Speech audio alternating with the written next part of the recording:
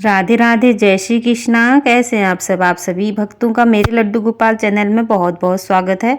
तो आज की वीडियो संतान सप्तमी व्रत कथा की होने वाली है। भाद्र मास की शुक्ल पक्ष की सप्तमी तिथि को संतान सप्तमी और अनंत सप्तमी के नाम से जाना जाता है। भविष्य पुराण में बताया गया है कि सप्तमी तिथि भगवान सूर्य को समर्पित है।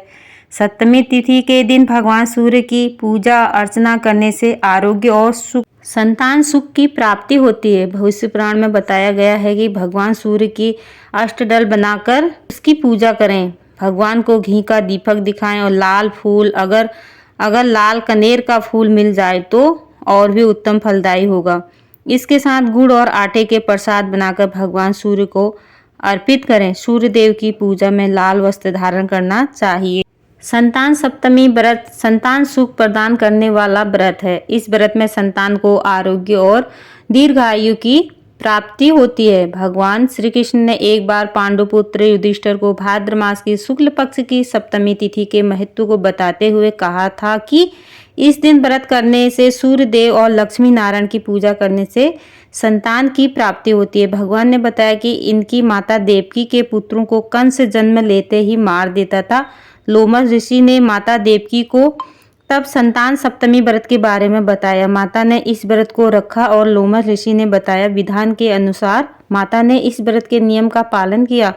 इससे मेरा जन्म हुआ और मैंने कंस के अत्याचारों से धरती को मुक्ति दिलाई। संतान सप्तमी व्रत कथा में राजा नहुस की पत्नी की भी कथा प्रसिद्ध है। एक समय अयोध्या में बड़े प्रतापी नहुस नामक राजा राज्य करते थे। राजा की पत्नी का नाम चंद्रमुखी था, जिनकी एक प्रिय सहेली थी रूपमती। एक बार राजा चंद्रमुखी अपनी सहेली के साथ सरयू तट पर स्नान करने गई तो वहां उन्होंने देखा कि बहुत सी महिलाएं संतान सप्तमी व्रत का पूजन कर रही थी।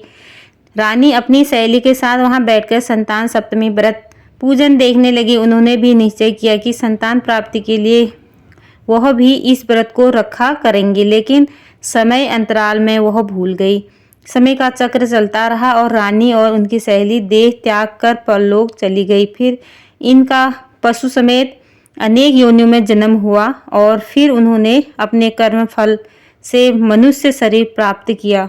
रानी चंद्रमुखी ईश्वरी नामक राजकन्या हुई और उनकी सहेली रूपमती ब्राह्मण की कन्या हुई।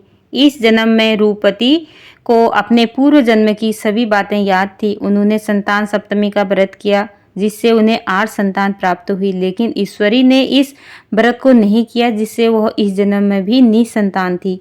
रूपमती के पुत्रों को देखकर ईश्वरी को जलन होती थी और उनसे कई बार उन्हें मारने का प्रयास किया, लेकिन वह असफल रही। बाद में उसने अपनी गलती मान ली और रूपमती से क्षमा मांगी। रूपमती ने ईश्वरी को क्षमा कर दिया और संतान सप्तमी व्रत करने के लिए कहा।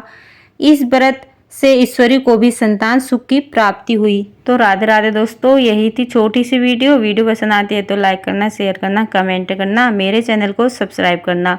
तो संतान सप्तमी व्रत कथा जरूर सुने। आप व्रत भी रखें। अगर निसंतान है तो अपने संतान की कामना के लिए व्रत रखें। अगर आपकी संतान हैं तो उनके उज्जवल भविष्य के लिए, दीर्घ आयु के लिए आप ये व्रत रख सकते हैं। Thank you.